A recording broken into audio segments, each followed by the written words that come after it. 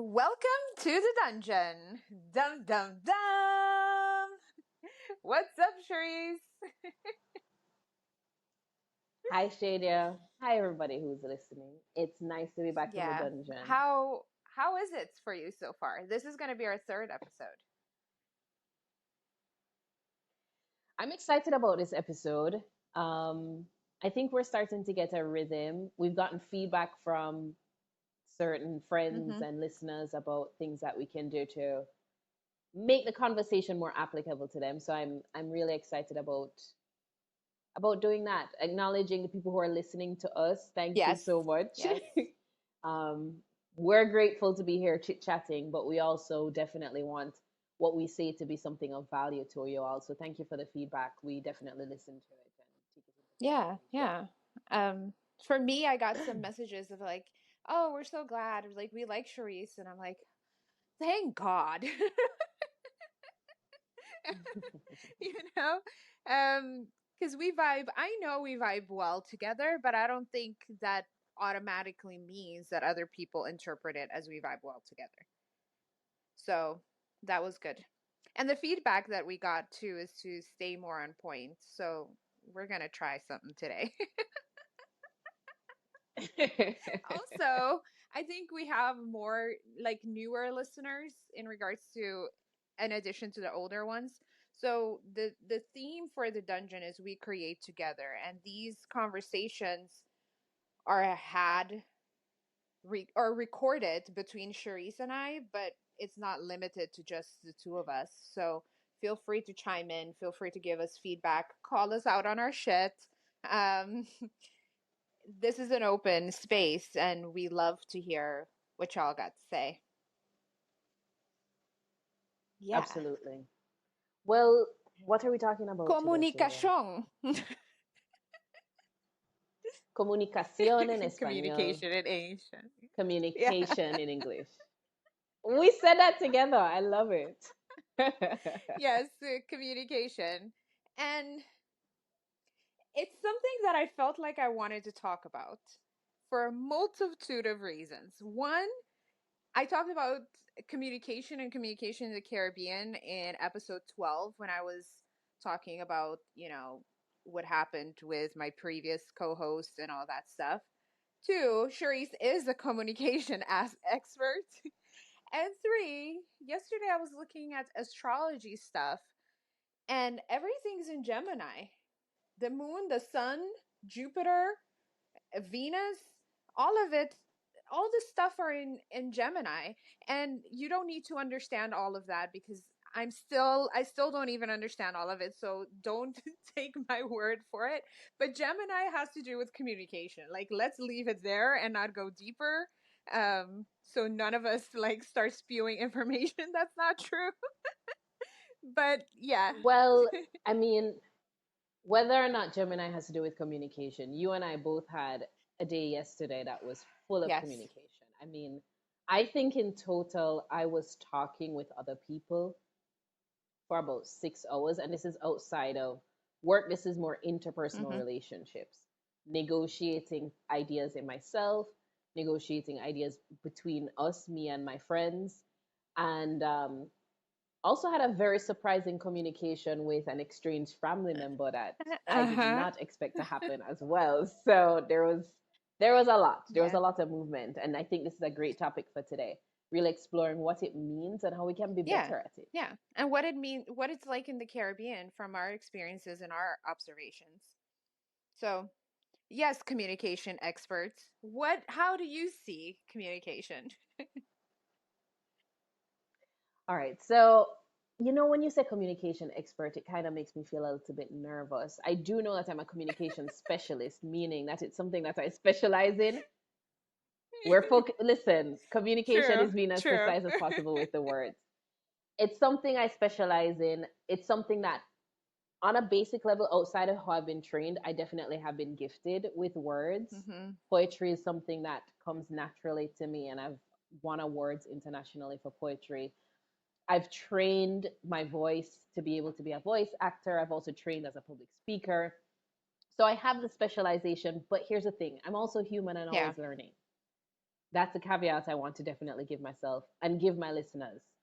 So I'm also a human like you, figuring out this communication thing. But when I think about communication, I think it's about the ability to represent yourself clearly, either to yourself or to another person. And I Mm. never think of communication as just between two people. Sometimes we think of communication as what's going out from you. But I also think it's as important about what you are either taking in or working within Mm. yourself. So if I define communication, it's the ability to share ideas and use those ideas in a way that ultimately impacts your reality, either your inner reality or your outer reality. How does that sound to you? What do you I think about never that? thought about that way. And we talk all the time, right? But the communication, I would see it as three, not levels, but three categories, right? There's the communication with Mhm. others, which is oftentimes the one we focus on the most. There's the communication with, Mhm. like, outgoing, right? What you communicate to others. There's the incoming communication, what other people Mhm. communicate to you. And then there is the self communication, what you tell yourself. Mhm. And Yeah, I would see that too, for yeah, sure. And I think that's in alignment with what I said as yeah. well. And I think a lot of people, a lot of times, like even when I'm thinking about communication, I'm only thinking about what is coming out of me. But Mhm. And how do you yes, perfect it? yes. So that's depth. This actually makes me think of the word, when you talk about communication that's coming into yourself, I'm thinking of information, right? Information is communication that's Mm-hmm. directed at you. And I'm remembering a definition that was brought to mind to me when I was studying high magic in Mm-hmm. Mexico. My magic teacher talked about the fact that our words create our reality. So this is going a little bit outside of just the realm of the matrix, i.e., life is just what it seems, and more into the realm of the creatrix, i.e., life is what you Uh-huh. create. So this is what I'm referencing here. So in the belief system that life is what you create, there is an ideology in high magic that the visions you have plus the words plus the energy you give is what's going to create your Mm-hmm. reality. No, the visions you have for your life is going to be based on the information you get. And one of the things I loved about how my teacher broke down the word information, he said it's information. Hmm.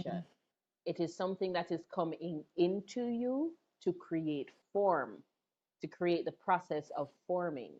And so when we think about communication and the communication that's coming into us, either through social media, through regular media, through our friendships, through our partnerships, whatever it is, I am extremely conscious about what I Mm-hmm. consume because I want what I consume to be in alignment with what I want to create. Because what I consume is gonna impact what I Mm-hmm. form. What I take in will impact what I form. That's why it's information. And so I feel like that's something really interesting to How consider. does that tie back to like your upbringing as well? Because for me, there was a high focus on what type of information we were given access to as children, and then a lot of preachings and teachings and stuff on when you become an adult to kind of protect yourself from that, right? Did you guys have backmasking? That was Backmasking, a what's that? thing in the Christian community here. That is if you, so that you have a CD or a an LP or whatever. If you play it backwards, it does it like a scratching thing, but then you hear certain Mm-hmm. words that they say is like the intention of the artist when they created it. So there's quite a lot of that. Um, Shakira songs has like a lot of, like I didn't listen to Shakira for the longest time because when you backmask her stuff, there's some weird shit that comes up. But I feel like that came out of a lot of fear for me. But at the same time, there is truth to that. right? Like commercials, jingles, all that stuff, they penetrate your subconscious mind. There's certain things that if I just like make the sound of, like param pam pam pam, you know?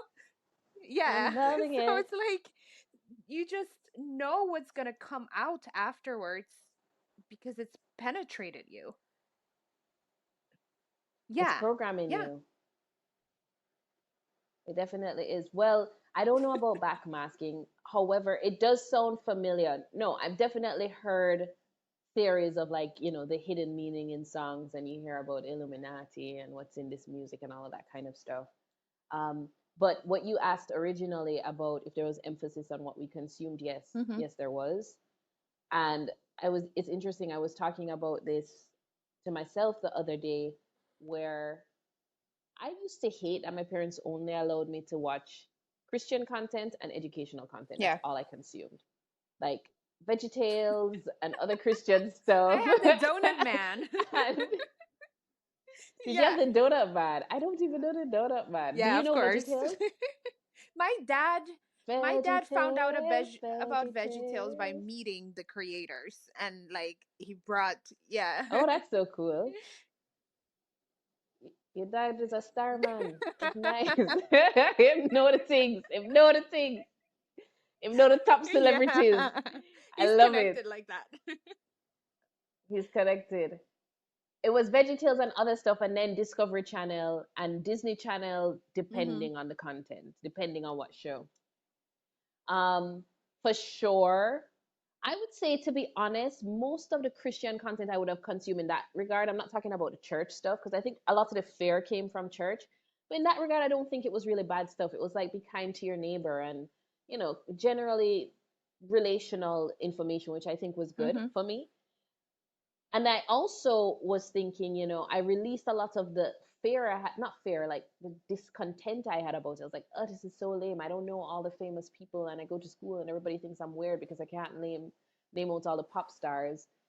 However, now as a nomad traveling the world, like I'm really happy that I was so cultured, from all I'm studying is the Discovery Channel and this educational stuff. And we had a whole set of encyclopedias. This was back Uh-huh. before encyclopedias were on the internet, or at least we had access to the internet. So I was just reading encyclopedias. That was my pastime, That wasn't mine, but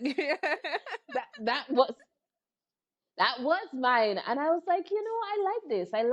I like that I have enough information to be able to connect with many people from many backgrounds.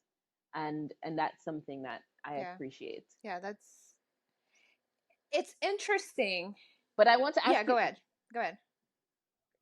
I want to ask you if you feel either limited or expansive based on the information that you got to consume in your childhood Christian upbringing. I used to be very proud of that when I was very much in the church. Then I left the church and I felt behind in the world, right? Even in school, it's like there's music, there's stuff that gathers people. It's this sameness that people talk about.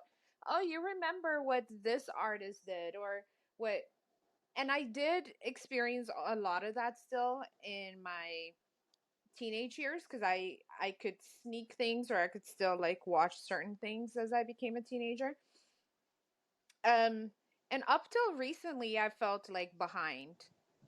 But then I think especially this past month there's been this celebrity block out that's happening where people are blocking celebrities for not speaking out on things and I it made me Mm-hmm. reflect a lot because I'm like oh it's not as cool as I thought it was.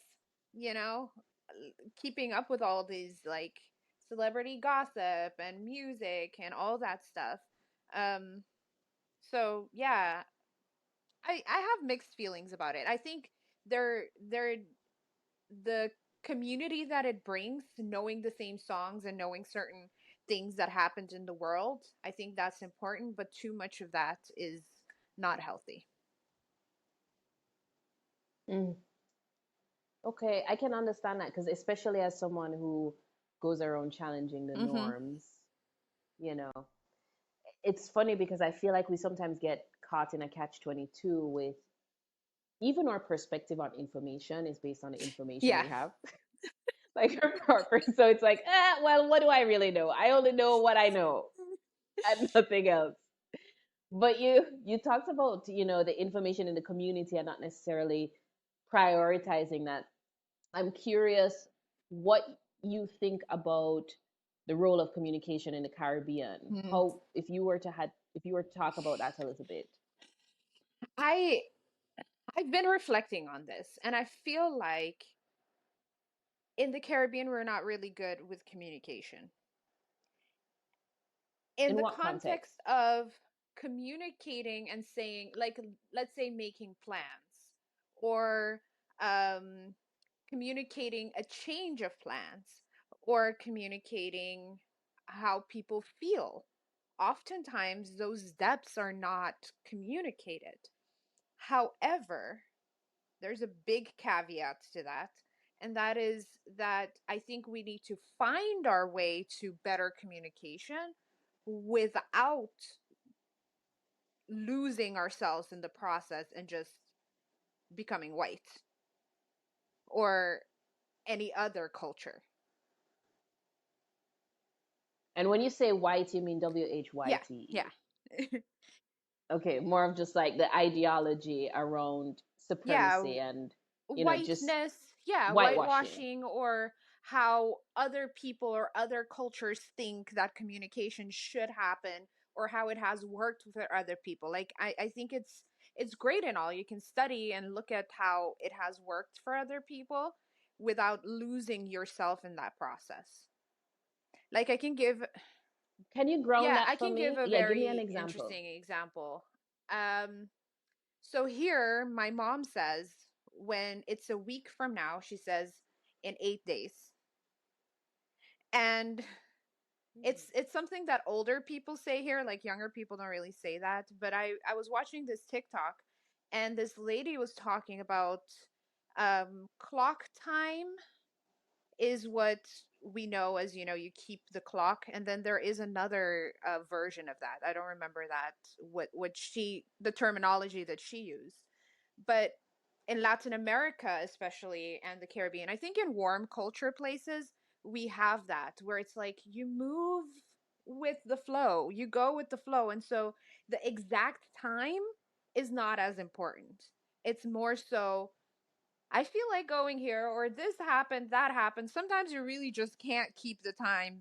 You can't stick to the time because things be changing all the time. Um, so that's a different way of looking at time, a different way of interpreting time. Now, to go back to the 8 days thing, obviously a week is 7 days, but you start counting the 7 days in that moment when you do, versus the 8th day comes as in there's still a full day. Like, I still have this day, and then tomorrow we start counting the other days, right? It's like a the difference between right now, we need to start counting right now, versus we can start counting tomorrow and it's still gonna work out. So she was using that because my mom says it all the time, but apparently in Latin American cultures they say it too, which I always thought it was like this old people shit that they say, but apparently it's tied to something else. um I like that. I'm like, it gives I've space. never heard that before. Yeah, That's interesting. Yeah, it basically gives you like I can see myself liking that yeah, because then it means that I don't have to start working on whatever it is that I'm promising for next week in this yeah, moment. yeah, It's like I can just breathe and then tomorrow when I feel like it, I can start getting to it. yeah. That's interesting. I'm curious. I would like to think about, when you were talking about how we don't necessarily have good communication, I was also imagining if you meant on a governmental level Hmm. or like a wider community regional level, like the way we communicate policies or the way communication happens between people on the ground, everyday citizens, and Hmm. government people. I don't, I'm I haven't been in. my home country, Jamaica, for a while, and I feel a little bit disconnected from the culture there. So I don't necessarily want to talk about that specifically in too much detail. But I imagine that there are people in the country who probably don't feel heard. And I wonder what kind of forums or context we can think about that makes everybody, like, if it even can Yeah. happen, like we think about town halls for Mm-hmm. sure, but how do we all, I know what the modern day town hall is. It's Yeah. social media. So that's how we can get our voices heard, and that's Yeah. communication too. Um, you're right. When you brought government, I was still like, huh? But you're right. Like people complain here all the time where they think they need to go to a certain place or they need to bring this and this and this for whatever government thing they're trying to get. And then when they get there, no, you need this as well, or you didn't need that. Those type of lack of communication happens, and it happens a lot in Curacao, but I've also experienced it in Jamaica. Like I traveled from Mobay to Kingston to get my visa, and the visa place was closed, and there was like no way of knowing it was closed that day, right? And like my whole Jamaican work visa thing was a hot mess. It was approved, but I never could get it in my passport because of a lot of balls that were dropped along the way. So here it's bad, but I can say, oh, also in Trinidad. I've experienced some of that in Trinidad too. So it's like, yeah, policies and what you need is the communication between the government and the people, but also, as you said, town halls and stuff like that.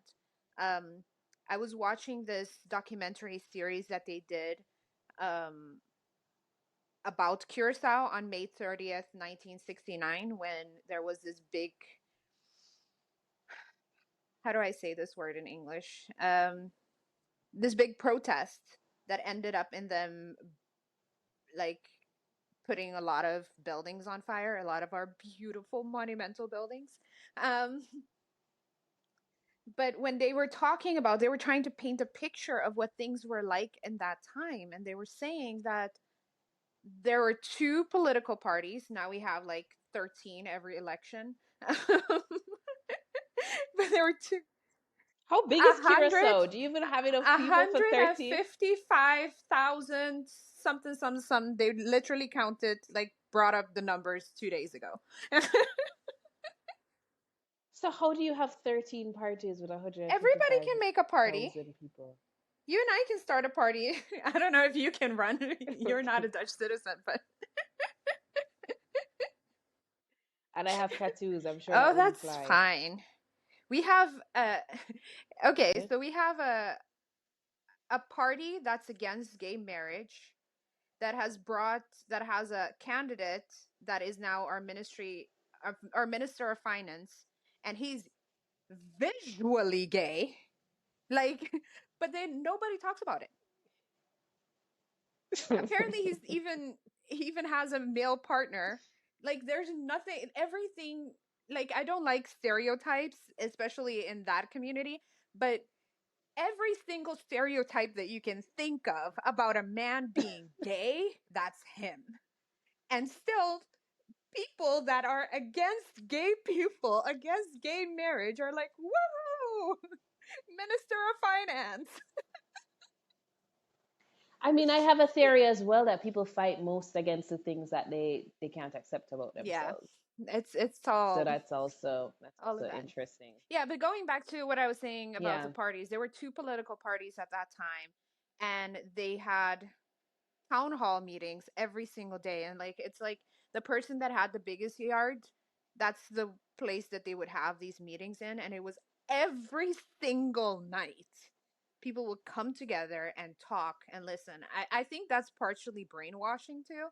But, on another note, it's the community coming together, the community talking about the issues, the community solving those issues. And I think that's beautiful. Yeah, even when you said brainwashing, I was going to say, I'm going to give it a positive spin because communication, again, remember, I originally defined it as the ability to share your ideas in a way that affects your reality, changes your Hmm. reality.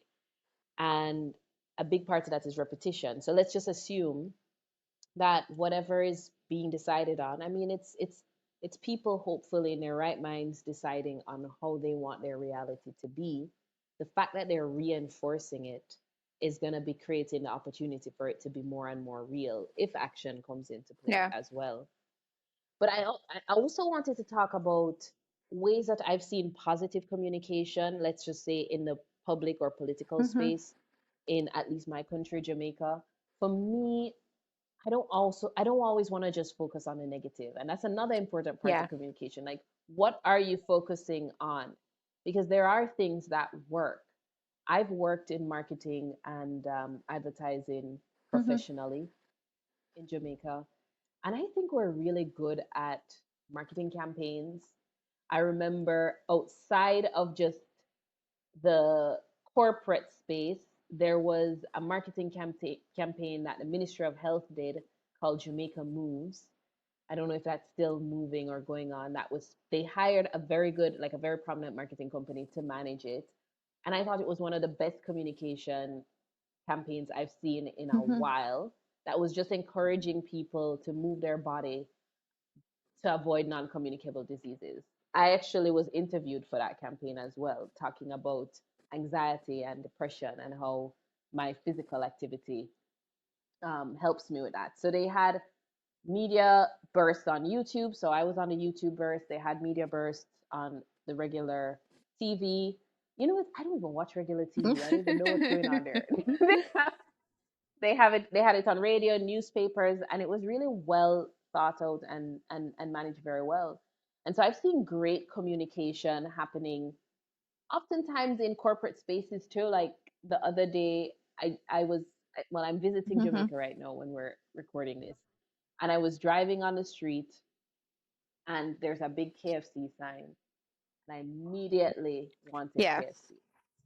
And it was not just because there was a KFC sign, it was whatever the colors were, or the texture of the chicken, or whatever. It communicated to me, I am delicious. You should get me now.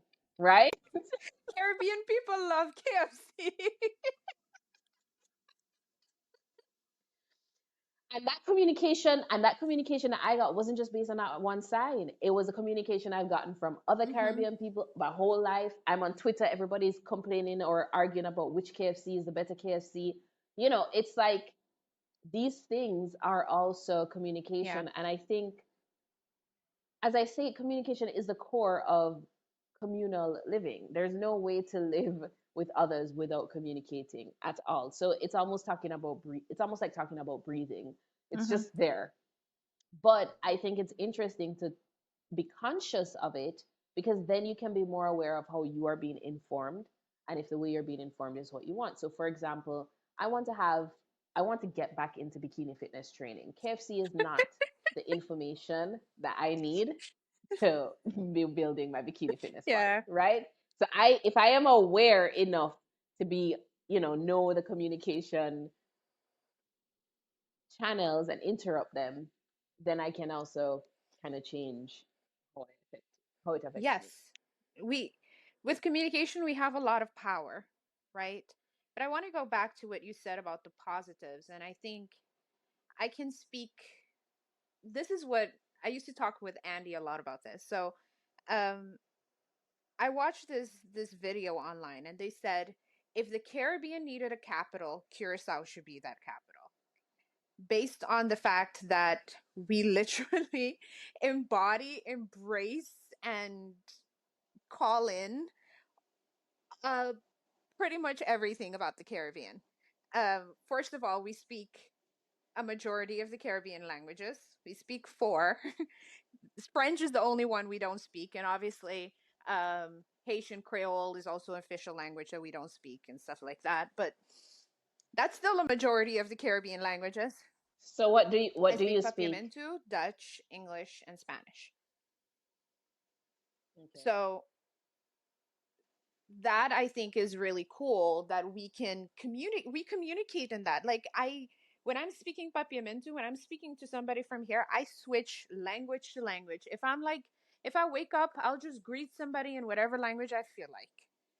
Um, and Sometimes I say hola, sometimes I say bon dia, sometimes I say hey, sometimes I say hi, sometimes I say wagwan. You know, it depends on who I'm talking to and like whatever I want to say in that moment. So I think that's really, really beautiful about communication here. Now, if I have to say, based on my experience in Jamaica, what Jamaica would be like in the Caribbean, it should be the marketing headquarters. Like the way y'all took reggae to the world, the way y'all communicate, people think Jamaica is the Caribbean. Like I was People dating do. somebody, We definitely I was dominated. dating somebody from Jamaica, and I was talking to my friend from Finland, and I was saying I really miss my man, and I was in Curacao, and she was like, "Why don't you just go to him?" But she meant like driving wise, and I'm like, "That's not possible."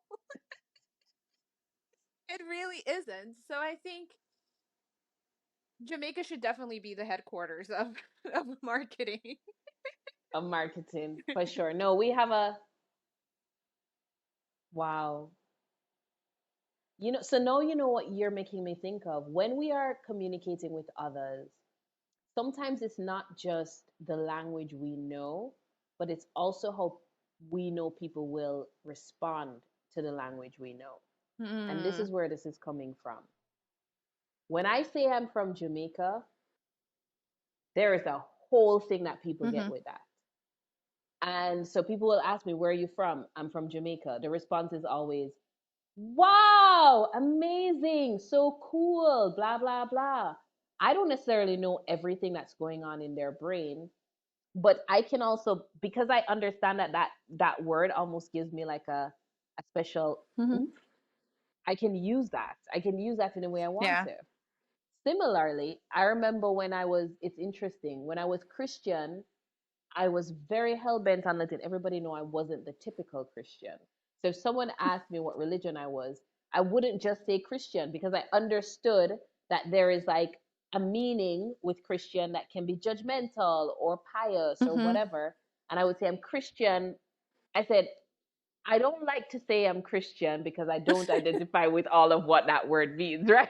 So even in communication, we have to think about not just what we mean when Mm-hmm. we're talking, but what the other person could Yeah. interpret. And I want to take the conversation back to interpersonal communication now, because this is really critical. I've had a situation with a friend. I've been talking to a friend recently about the idea Mm-hmm. of marriage.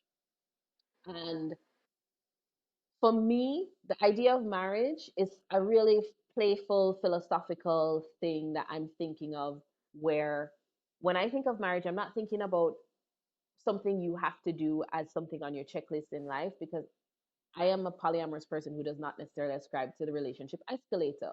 However, the relationship escalator being this idea that you meet someone, you date someone, you get married, you move into a house together, you have kids, and like that's the only Mm-hmm. progression of Mm-hmm. how relationships work to be valid. I don't necessarily believe that.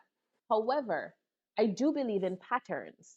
And so I'm very curious about the pattern of marriage. I'm very curious about why so many people in the world have this as a concept in their mind. It could be the information, it could be programming, sure, but it could probably also relate to maybe a natural spiritual principle of when you meet someone and you're in alignment and whatever, right? So for me, when I talk about marriage, it's a philosophical exploration.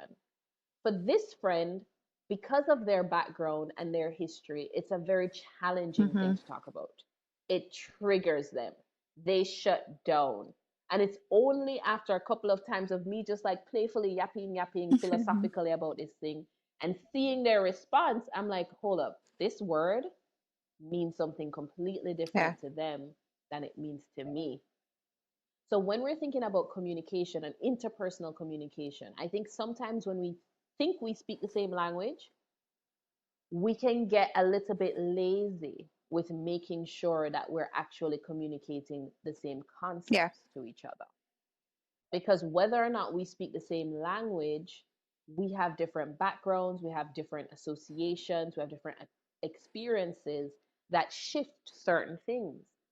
And especially in a globalizing world, where yes, English is the dominant culture, I've learned that people use even English words in nuanced Oh yeah. ways. It's like, you know, I'm traveling through Mexico, I'm meeting people who have learned English in Mexico. I'm meeting people who've learned English in India. I'm meeting people who've learned English somewhere else. Everybody's English is a Hmm. different English. Okay? Everybody's English is a different English. So I think it's really important to consider in interpersonal communication being able to recognize that technically you are working to create a common language between you and a person. And high intelligence is going to be the ability to witness, learn, see, understand what associations someone is making to the things you're saying, which we can't always really see it.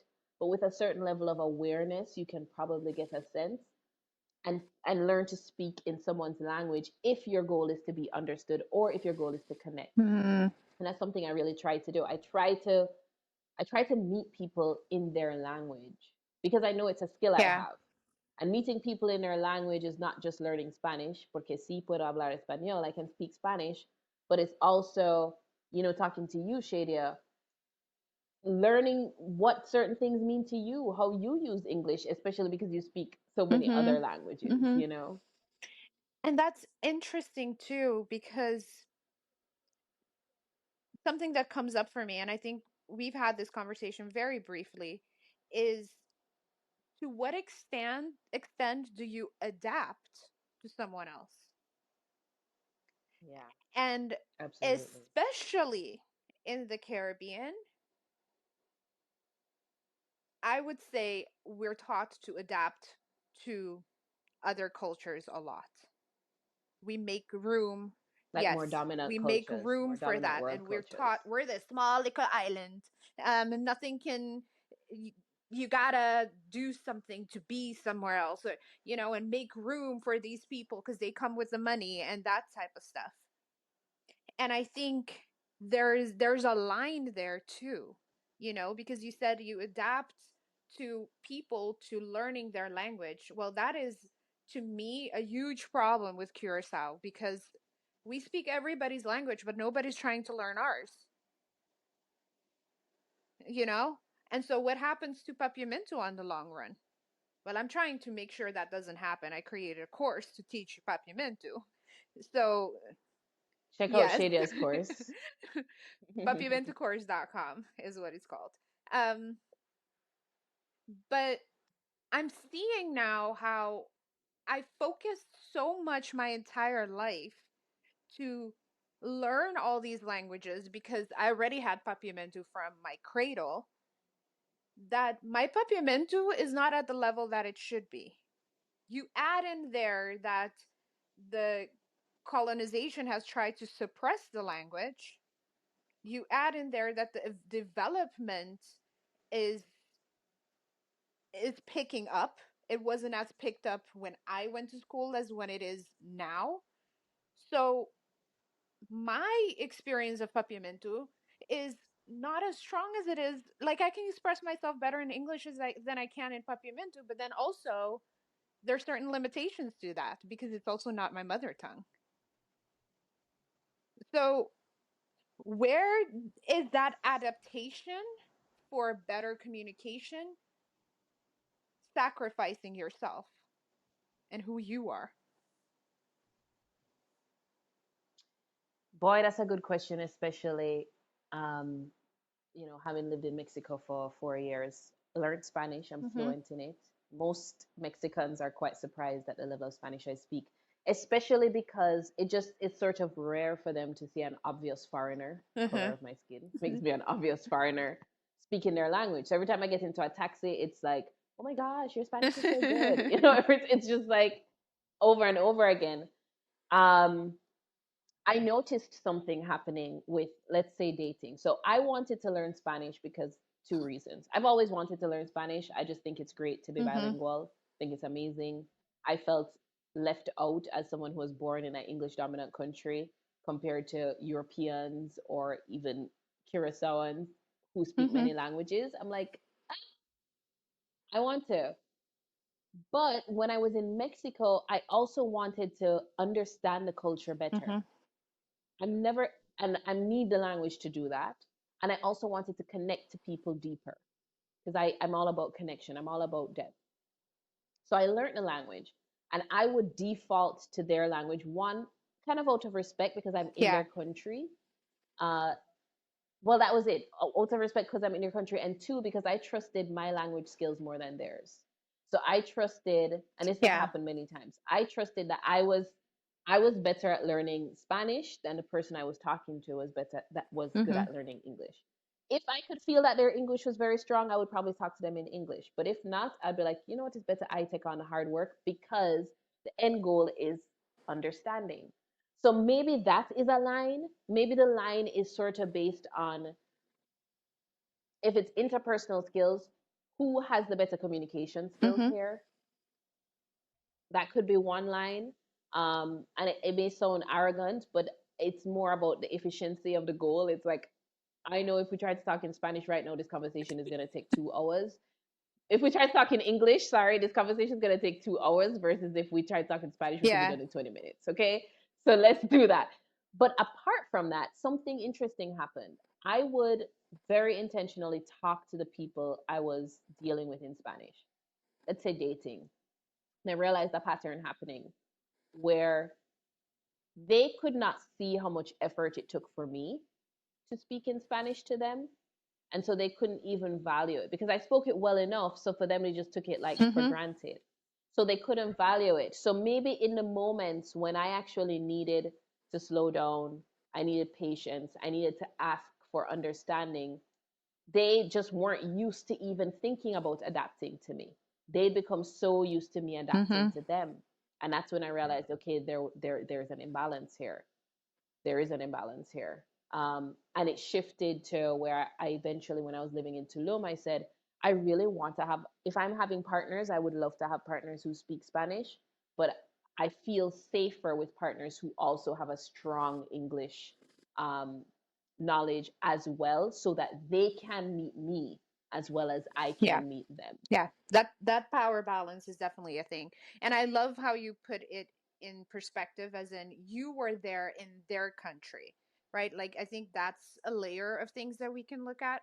There's also the effectiveness of like let's get this conversation done with and it doesn't need to go an hour with how do you say that that can also, be very uncomfortable.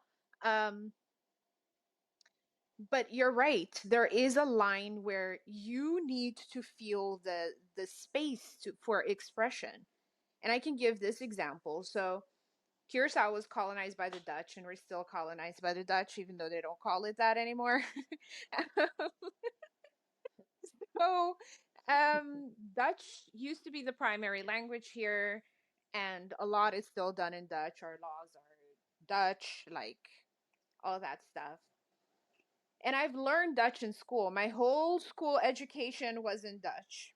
However, as well as I can speak Dutch in a very Dutch accent, I can't fully express myself in that language.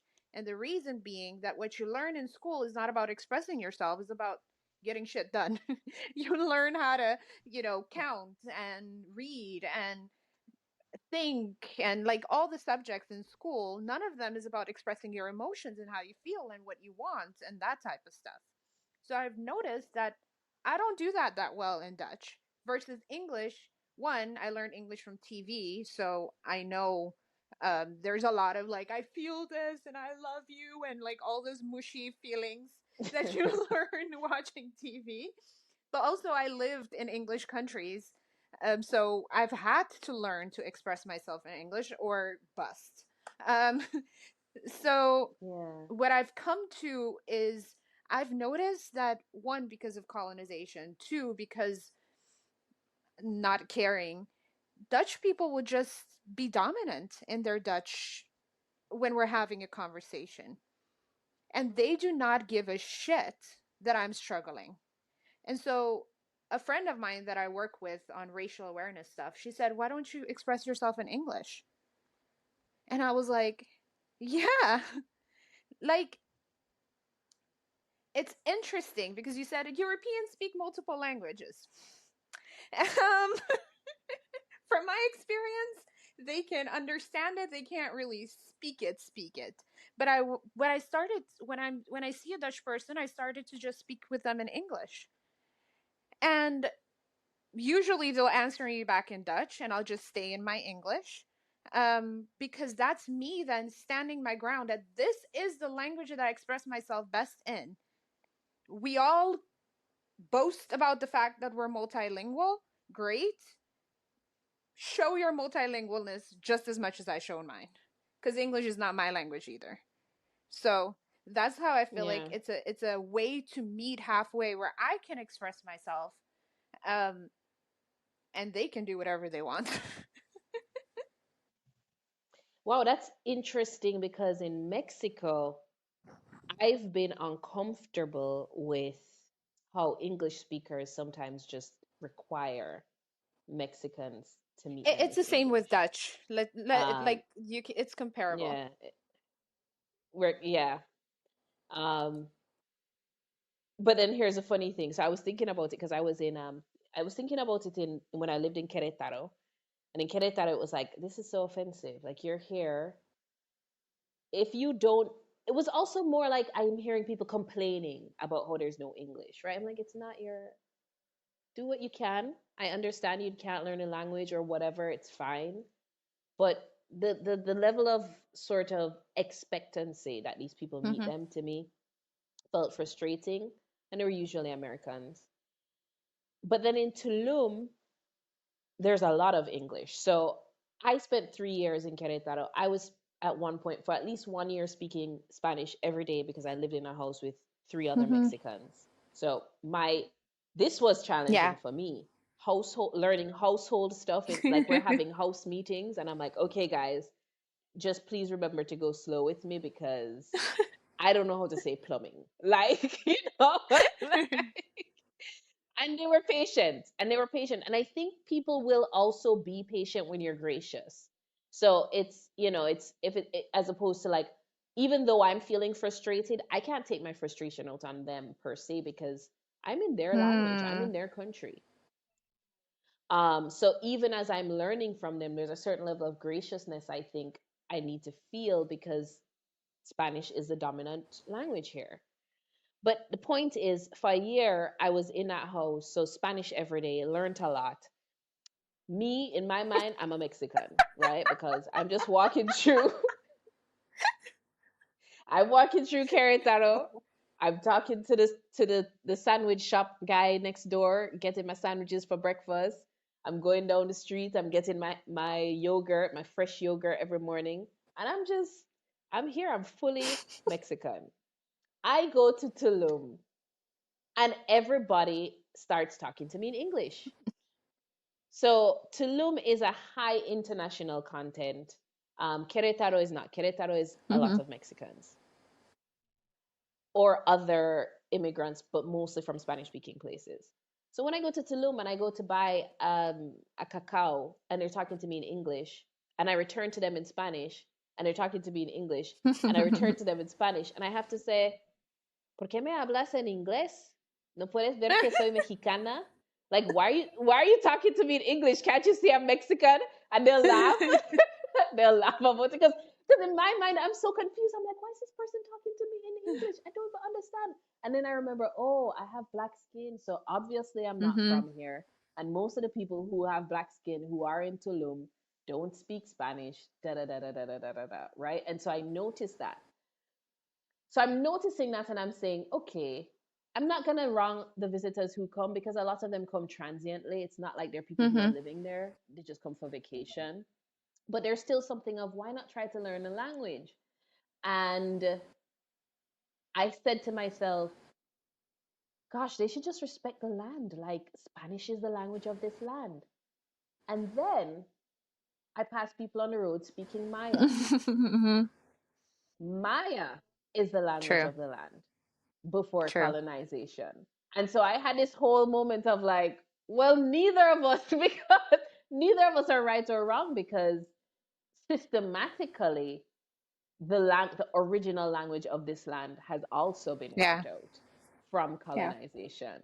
So sometimes I think, this question of which language should you speak to honor the country can probably be a little bit irrelevant as much as how can you try to connect with the person as much as possible. Which brings me to one more thought. When I just got to Mexico, I did not have a lot of Spanish, but with that, I recognized that communication doesn't need as much words as we sometimes think. Hmm. There was a lot I could do with Yeah. gesturing, energy. I swear telepathy, seriously. Like, no, I'm I telling believe you. you. I am telling you. I've had telepathic experiences, many telepathic experiences just landing in Mexico. So it's interesting. Communication can take many forms. It Yeah. really, really can. Yeah. Yeah, I do think you have to respect the culture wherever you are, right? And the culture right now in Mexico is mostly Spanish, but also Mayan, right? And so it's like you respect that dynamic, whatever it is that you came there and found. I think that is where it's at. Um, like for me, I have a high regard. Sometimes I feel like I even have a higher regard for patois than Jamaicans do because I'm holding space for it to be an official language because it's a beautiful language, not just a dialect and a Creole thing that it gets diminished to. And also, like if you go listen to the episode where we talked about languages, I'll I elaborate more on that. I think it's episode 5 or something or 7. I don't know. Some of one of the episodes on this podcast. Um, but yeah, it is important to honor the language, and you will never actually experience the true culture that you came there to experience until you can communicate to people in their language. They'll have to Absolutely. And they'll you have can to never, yeah. change to adapt to you any other way. And there's some things you can't translate as Yeah. well. There's some things that just can't be translated. So I also had to resign myself to understanding there were things about Mexican culture I would Hmm. never get. And that was an interesting day when I thought, I'll never fully understand this culture. Because there's just some things that I just No. can't. Yeah, I agree. But at the same time, there's difference of saying, "Oh, that doesn't work. That's stupid," and hey, hmm, okay, I don't get it, but go on with your bad self. Like, do it in your country. Just Yeah, watching it, yeah. Yeah, just letting it be what yeah. it is. You talked about Jamaica being an original language, and that's official language, and it brought up a thought. There was once I was in a taxi, and the taxi man was playing Mhm. reggae music because telepathically I must have told him I was Uh-huh. Jamaican before I got in the taxi. And he asked me where I was from. I told him Jamaica. He said, "Oh, how many languages do you speak?" Because we're this conversation in Spanish. I said two, Spanish and English. And he said, "Oh, really? What about Mhm. patois?" And I was like, this is so interesting. Some Mexican is come challenging me about not even recognizing patois. My thing is, the reason I don't mention it is I don't know if anybody outside of Jamaica know patois. I'm looking on LinkedIn to put patois or the Jamaican language is what I think they're officially calling it. I'm looking on LinkedIn to find the Jamaican language. It's not in the drop down menu. So for me, it's like, well, English and Spanish it is. But I found it so curious that this person in a Spanish speaking country outside of my country, and we had a whole conversation about it being either not a dialect and a whole language. And I think he could see that too because Mexico itself has so Yeah. many languages. So Mexico has a Spanish, yes, but there's Maya in the Yucatan area where I was from, where I was staying in Tulum, and then where I was staying in central Mexico, there's Mhm. Nahuatl, and I think there are a handful others around, So I think just culturally, they also understand the idea of having different languages, um, Better. other than the Yeah, that is colonized probably the language. reason why I see patois as a different language too, because I could not understand a thing people were saying when I got there. I still remember looking at Arlen, which was the white guy that was there. He was playing basketball, and I was playing basketball with the guys. And I was like, I looked at him. I was like, Arlen, how do you understand this? He's like, don't worry, you'll get it. You'll get it. So, yeah, it is literally another language. And like in Trinidad, It is. they speak their Trinidad, I can say it's more Trinidad, Trini English. Because they'll still use so many words in English, and then they have a lot of influence from Indian culture in a lot of the ways they say things. Like aloo pie is potato pie, but aloo is potato Yeah. in some English, in some Indian language. I don't know which one. Um, but I still feel like it's English with a spice of their self that they made it to mean that. Just like Spanish is different in different countries, and they sometimes don't understand each other. Yeah. That's been my biggest issue with learning Spanish, because I'll watch a telenovela and I'd be like, yeah, I know Spanish. And then I'll watch another telenovela from another country and I don't know shit. And then I hear the Dominicans talking on the streets and I'm like, The yeah. Dominicans. Yes. So, Yeah. When I was traveling to, yeah, go so ahead. I think it's beautiful. Um, and I do think Patois should be an official language learned in school. Yeah. I want to I want to bring the conversation back to communication in the interpersonal realm and some thinking about how we can make sure we have better communication even when we speak the same language. Because I think that's a really important thing.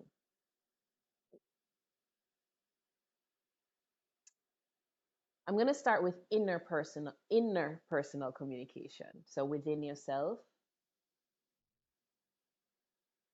it's my belief on a metaphysical level. So I practice metaphysics, which is I think that the things that are outside of us, meaning what we're experiencing in our life, have some relationship to the unseen world or thoughts or ideas or belief Mm-hmm. systems.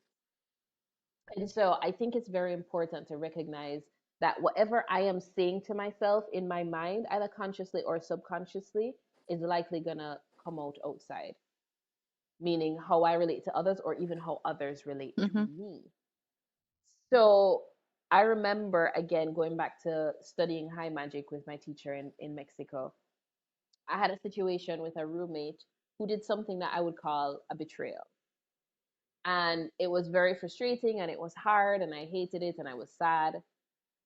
And he asked me, Sharice, in what ways do you betray yourself? And I was like, what are you talking about? He's like, in what ways do you betray yourself? Mm-hmm. Do you say you're going to do something and then not do it? Do you allow someone to treat you a certain way and don't say anything about it, even though it's against your values? As long as you keep betraying yourself, someone else on the outside will reflect it to you because that's just the Yeah. law. And so when we want to have, let's say we want to have more compassionate relationships, communication often, you want people to understand you. You want someone, let's talk about partnership or friendship or even relationship between a boss and an Or employer. family. I want this Mm-hmm. or family. I want this communication to be better because I want to be understood. Why do you want to be understood? Because I want to feel safe. I want to feel loved. I want to feel compassion. You know what I do whenever I say that, whenever I recognize that something outside of me is happening in my relationships that doesn't make me feel loved, doesn't make me feel safe, doesn't make me feel compassion, I then ask myself, okay, how can I start speaking to myself Hmm. differently to bring those things? So my inner voice is extremely compassionate. I used to be extremely critical. Yeah. I'm I'm a Virgo. People say Virgos are the most critical.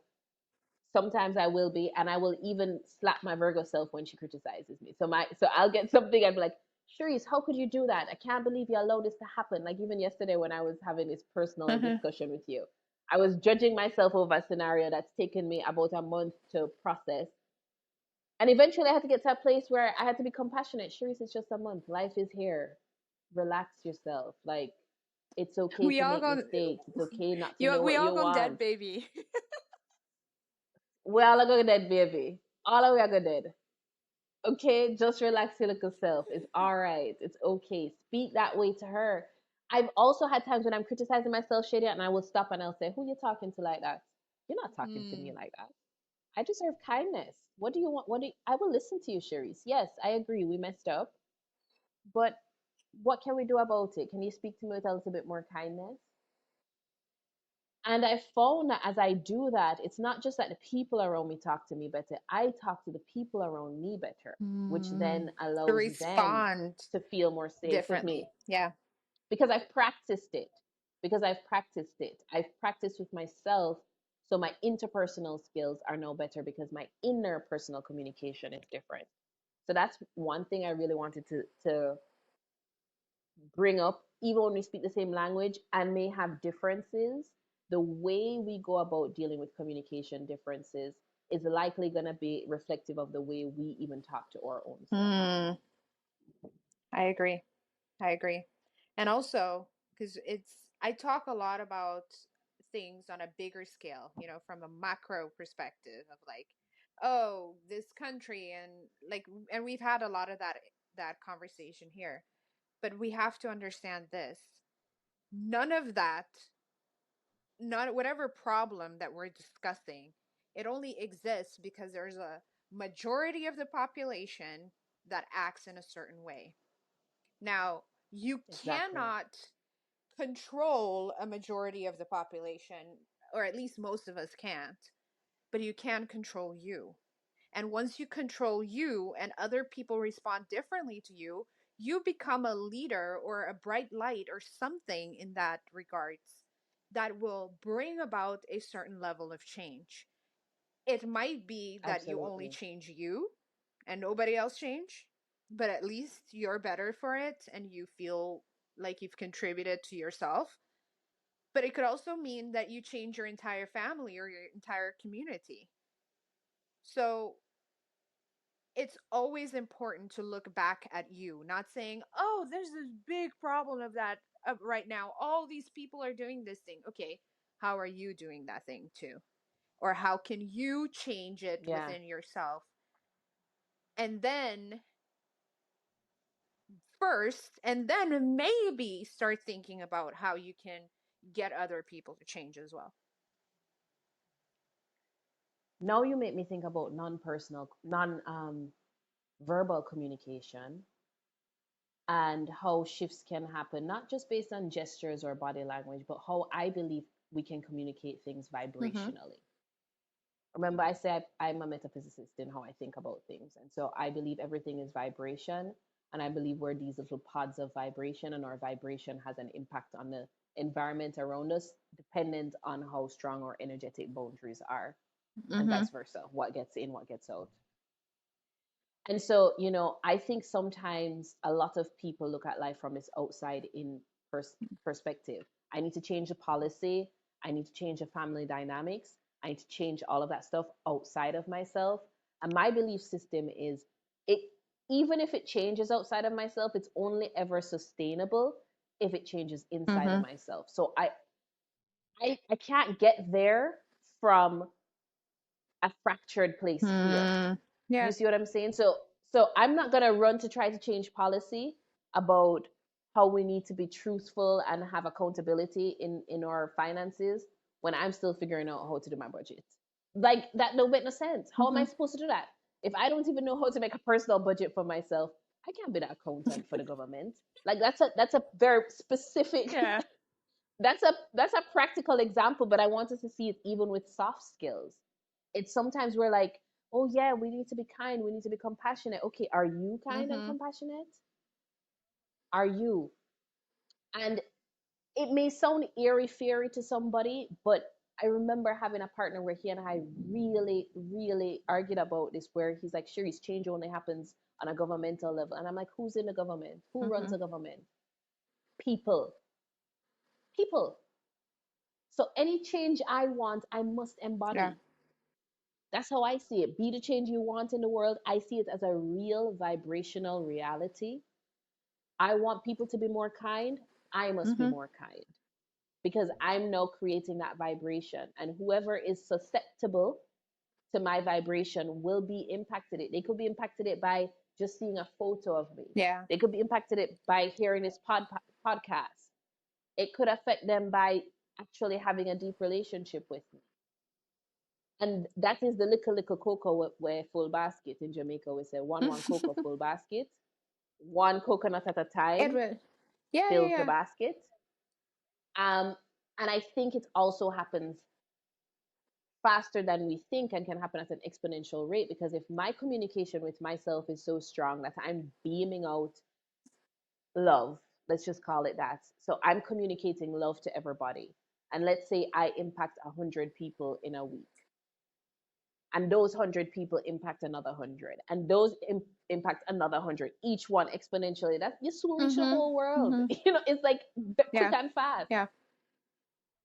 quick and fast. And so yeah, I really Wham bam, believe thank that you, ma'am. whatever communicate quick and well, that has a different connotation, but okay. I mean, I just want to come as a different I know, I connotation, but understand the yes, connotation. it happened quick. Yes, it happened quick A and fast. quickie. So yeah, well, you you're alone with that one, Sheedia. But yes, Yeah, I cut you off. What were you gonna say? I think that was pretty much it. Just the idea that whatever I communicate to myself, I can also trust will be communicated to Mm, others, and that communication has a gorilla effect, even if it's not happening at the obvious level of yeah, policy yeah. yet. And for the people who are impacting policy, they will impact it. If they're impacted by this eventually, if it reaches them in the chain of events, they will then also be impacting Hmm. policy. Yeah. I love that. There's like so much else I want to say, or we can go in that, but I feel like this is a great place to end and allow people to just have that reflection, like sit with that. Mike, After the wham mic bam, thank drop. you, ma'am. Yes. That's Wham bam, thank you, ma'am. it. Do not go about this wham bam, thank you, ma'am. Like sit and savor in Yeah. this moment until you get to that peak, that climax that you got it.